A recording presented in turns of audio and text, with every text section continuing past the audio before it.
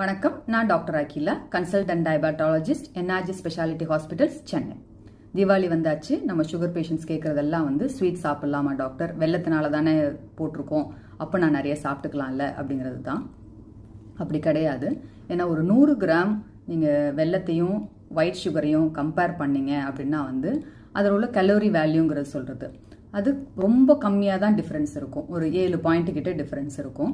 அதே மாதிரி carbohydrate content, மாவுச்சத்து கண்டென்ட், சுகர் கண்டென்ட் பார்த்தோம்னா இதில் 98.9 ஜாகரியில் இருந்துச்சுன்னா வெள்ளை சர்க்கரையில் 99.9 இருக்குது.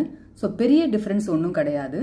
ஸோ உங்கள் சுகர் ஏற்றம் ரெண்டில் நீங்கள் சுகர் ஸ்வீட் செஞ்சு சாப்பிட்டாலும் இருக்கும் கண்டிப்பாக. ஸோ வெல்லம் யூஸ் பண்ணுறதுனால ஏதாவது பெனிஃபிட் இருக்குதா அப்படின்னு பார்த்தோம்னா கொஞ்சம் பெனிஃபிட் இருக்குது. ஏன்னா வெள்ளத்தில் அயன் சத்து கொஞ்சம் இருக்கும், சோடியம், பொட்டாசியம் அந்த மாதிரி உப்பு சத்துகள் இருக்குது. தாது உப்புகள்னு சொல்கிறது கால்சியம், மெக்னீஷியம், பாஸ்பரஸ் அதெல்லாம் ரொம்ப குறைந்த அளவில் இருக்குது. பட் அது மட்டுமே ஹெல்த் பெனிஃபிட் கொடுக்குற அளவில் அயன் சத்து இம்ப்ரூவ் ஆகணும்னா நான் ஜாகரி சாப்பிட்டா போதுமா அப்படிங்கிற அளவில் அதிக அளவில் கிடையாது. அதை தவிர சுகரின் ஏற்றம் விகிதம்னு சொல்றது டக்குன்னு ஏறுமா அப்படின்னு பார்க்குறப்போ ஜாகரி லோ கிளைசிமிக் இண்டெக்ஸ் உள்ள ஃபுட்டு. அதனால அந்த சுகர் ஏற்றம் கொஞ்சம் மெதுவாக இருக்கும். ஓகேங்களா, பெரிய அளவில் டிஃபரன்ஸ் இல்லாட்டியும் வெள்ளை சக்கரை செய்யறதோட ஜாகரி வெல்லம் போட்டு செய்யறது பெட்டர். அதுக்காக நம்ம எந்த அளவில் வேணாலும் எடுத்துக்கணும் அப்படின்னு அவசியம் கிடையாது.